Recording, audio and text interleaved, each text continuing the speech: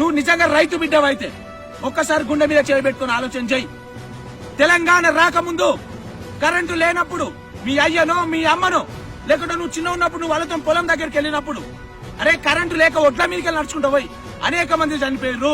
నువ్వు ఆలోచన చేయరారే, నేను నీతోనే మాట్లాడుతున్నా.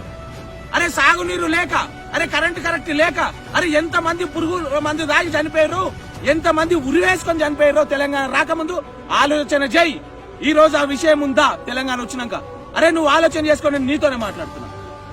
అరే ఓటు వేసే ముందు బాధ్యత లేదా నీకు? ఈ దేశ పౌరులను మర్చిపోయినావా? ఎవడో వచ్చి రెచ్చగొడితే నువ్వు రెచ్చిపోయి పిచ్చి కుక్కలెక్కలు తిరుగుతున్నావు. వాడి స్వార్థ రాజకీయం రాది. అరే తెలంగాణలో ఉన్నటువంటి ఏ ఒక్కరిని అడిగి నేర్పుతారా కేసీఆర్ కంటే గొప్ప నాయకుడు ఈ దేశంలో లేడని? నీకు తెలియదా? నీకు సోయి లేదా? నువ్వు తెలంగాణలో లేవా లేక నువ్వు ఈ దేశంలో లేవా? అరే నువ్వు గుండె మీద చేయబెట్టుకుని ఆలోచన చేయి. కేసీఆర్ కంటే ఒక్క గొప్ప నాయకుడిని ఈ భారతదేశంలో చూపి. నీకు తెలియలేదారా నువ్వేం చేస్తున్నావో? ఆలోచన చేయి. ఓటు వేసే ముందు ఒక్క క్షణం ఆలోచన చేయి. జన గణ మన అది నాయక జయ అని చెప్పి గుండె మీద చేయి పెట్టుకుని ఆలోచన చేయి. ఎవరికి ఓటు వేయాలని అప్పుడే నీకే అర్థమవుతుంది. ఈ రాష్ట్రం ఏమందో అర్థమవుతుంది.